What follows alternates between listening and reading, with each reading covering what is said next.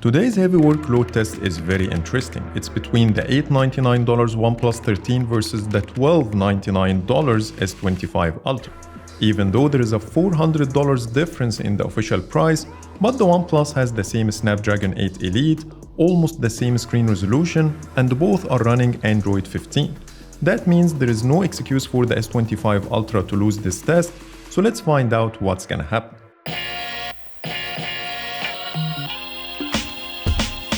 If you are not familiar with the heavy workload test, each phone has to run 4 heavy tasks at the same time for 30 minutes as shown now on the screen without any crashes or thermal warnings. And here are the rules. Both phones are running the latest stable software version available at the time of filming this video. I will be using cellular data instead of Wi-Fi with 5G set to auto.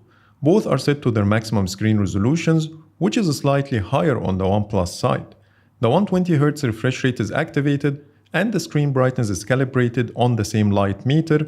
And now let's begin. The test will start with 80% battery on both, and the initial temperatures in Celsius from left to right are 31.7 degrees and 32.8 respectively.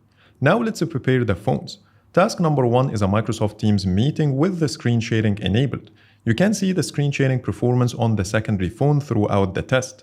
Task number 2 is to play a 2160p video on YouTube in picture-in-picture view. Then start Google Maps navigation in the background, and finally play Asphalt Unite. When it comes to the graphics, both are set to 60 frames per second with the highest settings possible. Unfortunately, the S25 Ultra started to dim the display while showing you the game settings, but anyways, there is one important thing worth noting before starting the stopwatch. If you saw my first heavy workload test for the OnePlus 13 versus the 16 Pro Max, the game graphics were noticeably worse than the iPhone and the other Android phones I have. But thankfully, after the latest update to Asphalt Unite, now it matches the S25 Ultra graphics quality. Now it's time to start the stopwatch, and let me fast forward to the first race to show you what I mean. As you see, the quality is identical with the same effects on both sides, so no ifs and buts this time. So far, the OnePlus 13 is already ahead in the brightness with a similar screen sharing performance on both sides.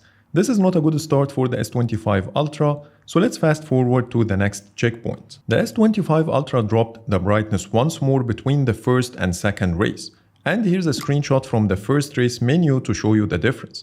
And you can also see how brighter is the OnePlus 13 when you look at the picture-in-picture window. Things remain the same from this point till the 6 minutes mark when the S25 Ultra started to slowly dim the display for the third time, which you can see when you focus on the picture-in-picture window.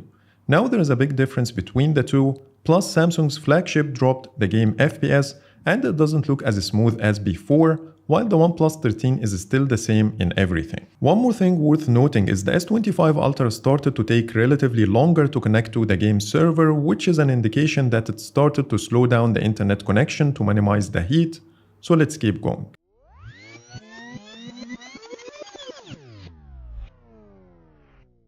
And here you go. After 16 minutes and 40 seconds, the S25 Ultra gave a thermal warning and closed the picture-in-picture window. That's worse than my previous video against the 16 Pro Max. It was able to reach 24 minutes, so now it's 7.3 minutes worse. Plus the temperature maxed out at 47.3 degrees Celsius, which is too high for such performance. And it lost 11% battery. Shortly after, at the 17 minutes and the 29 seconds mark, the OnePlus 13 got its first brightness and the game FPS drop. But the game is still playable and everything else is working just fine, so let's see if it can make it till the end. Back to the S25 Ultra, my assumptions for its underwhelming performance are: it's either the Snapdragon 8 Elite for Galaxy is worse than the normal version in the OnePlus 13, or Samsung failed to optimize the software as good as OnePlus, or the cooling system is much worse, or maybe all of them. There is only 1 month difference in the release date in favor of the OnePlus 13, so I will give the S25 Ultra another chance after a month or two when Samsung pushes a better software to see if that will make any difference. I'm also working on my in-depth review for the S25 Ultra, and after using this phone as my daily driver for 13 days straight, the maximum screen on time I was able to get is 5.5 hours, which is also a lot worse than the OnePlus 13's 9 hours of screen on time. So if you want to watch my full review, please subscribe and hit the bell icon to get notified when it's published. So far, I'm really impressed by the OnePlus 13 performance, so let's fast forward to the next checkpoint. Here's one final look at the performance, and as you see, everything works just fine and it was able to make it till the end. The temperature reached a whopping 49 degrees at the hottest point, which is a bit too high, and it lost 17% battery.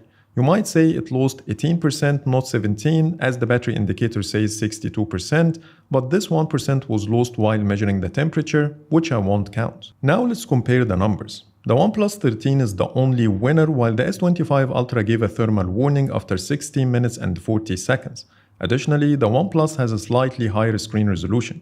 The graphics quality and the screen sharing performance were identical, but the OnePlus 13 was better in the brightness by far, with a higher game FPS for a longer time. The battery consumption per minute also goes to the OnePlus 13 that consumed 0.56% versus 0.66% on Samsung's side.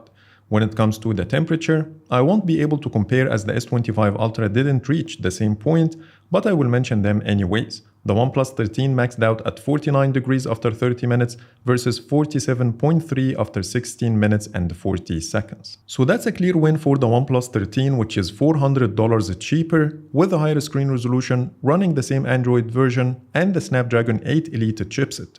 As I mentioned at the beginning of the video, Samsung has no excuse to lose this one, but unfortunately it did. So that's pretty much it for today. Stay tuned for more videos and don't forget to subscribe and hit the bell icon to be among the first to get notified about my in-depth review for the S25 Ultra and a lot more. But for now, thanks so much for watching and see you in the next video.